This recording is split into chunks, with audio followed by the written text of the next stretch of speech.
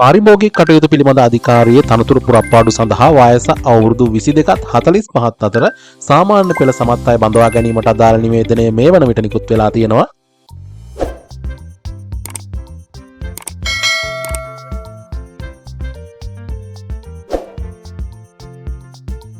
නිවේදනයේ මුලින්ම මෙන්න මේ ආකාරයෙන් සඳහන් කරලා තියෙනවා. පාරිභෝගික කටයුතු පිළිබඳ අධිකාරියෙහි පවතින පහත තනතුරු සඳහා අවශ්‍ය සුදුසුකම් සපුරා ඇති අයවලුන්ගෙන් අයදුම්පත් කැඳවනු ලැබේ කියලා තනතුරු විදියට සඳහන් කරලා තියෙනවා. රියදුරු තනතුරු ප්‍රධාන කාර්යාලයට අනුයුක්තව තමයි මේ තනතුරු සඳහා බඳවා ගැනීම සිදු කරන්නේ.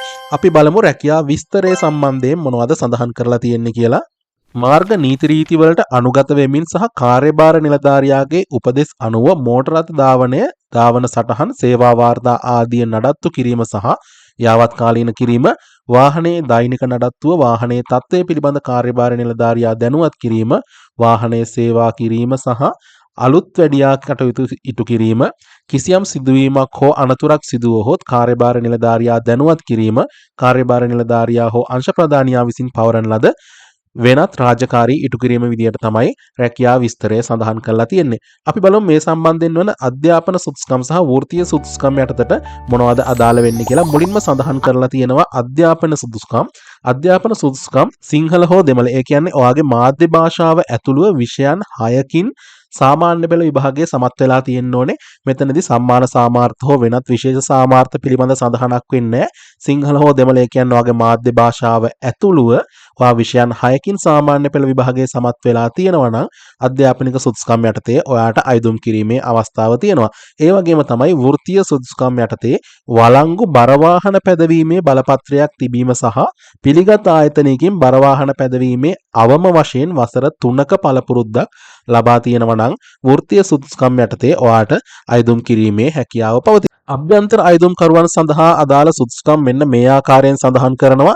ප්‍රාථමික මට්ටමේ සේවකීන් සඳහා අයදුම් කිරීමේ හැකියාව පවතිනවා. මේ සඳහා අධ්‍යයන පොදු සහතික පත්‍ර සාමාන්‍ය පෙළ විභාගයට පෙනී සිට අවම වශයෙන් විෂයන් 2ක් සමත් වෙලා තියෙනවා නම් ඔයාලට අයදුම් කරන්න පුළුවන්.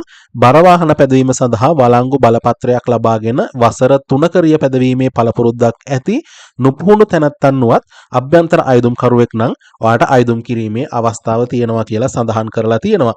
වැටුප සම්බන්ධයෙන් සඳහන් කරන්නේ මෙන්න මේ ආකාරයට රුපියල් 40834ක මූලික වැටුපට සියලුම දීමනා සහිතව රුපියල් 60000කට වැඩි වැටුපක් ලබා ගැනීමේ හැකියාව පවතිනවා ආරම්භක අවස්ථාවේදීව.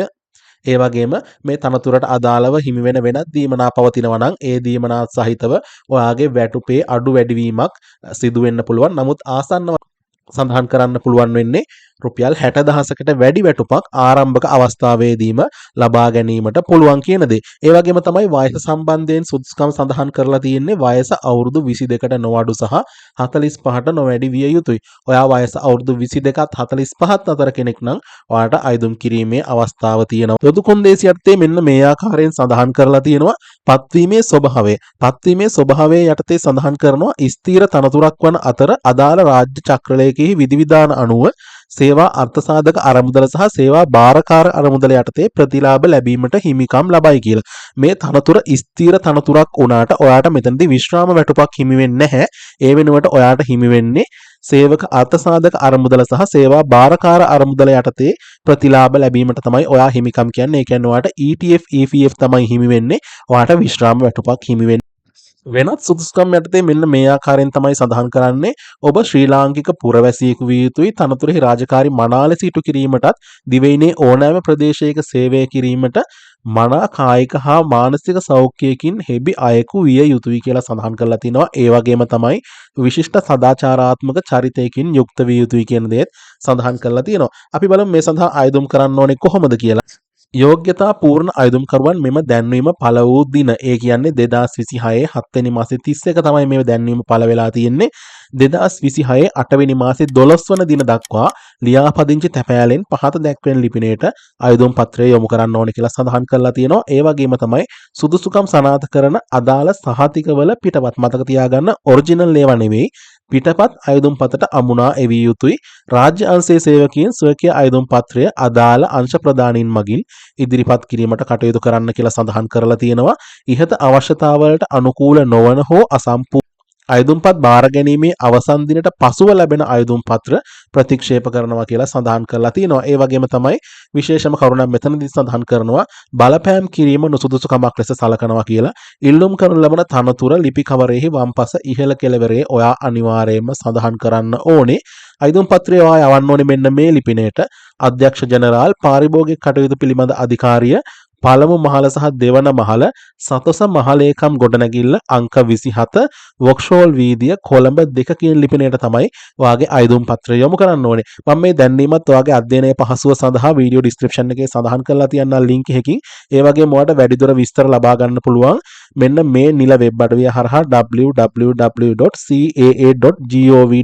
එකෙන් නිල වෙබ් අඩවිය හරහා වැඩිදුර තොරතුරු ලබා ගැනීමට හැකියාව පවතින. ඒ වගේම තවත් වැඩිදුර විස්තර අවශ්‍ය නම් ඔයාලට මෙන්න මේ දුරකථන අංක ඔස්සේ ලබා ගැනීමේ හැකියාව තියෙනවා 0111 77 55 455 හෝ 456 කියන දුරකථන අංක ඔස්සේ ඔයාලට වැඩි විස්තර ලබා ගැනීමේ හැකියාවක් පවතිනවා.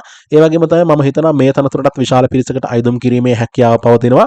අයදුම් කරන්න පුළුවන් හැම කෙනෙක්ම අයදුම් කරන්න. ඒ වගේම තව කෙනෙක්ට වැදගත් වෙයි කියලා හිතනවා නම් ෂෙයා කරන්නත් අමතක කරන්න එපා. එහෙනම් අද අපි මේ වීඩියෝ එක මෙතනින් අවසන් කරනවා. සියලුම දෙනාට සුබ දවසක්.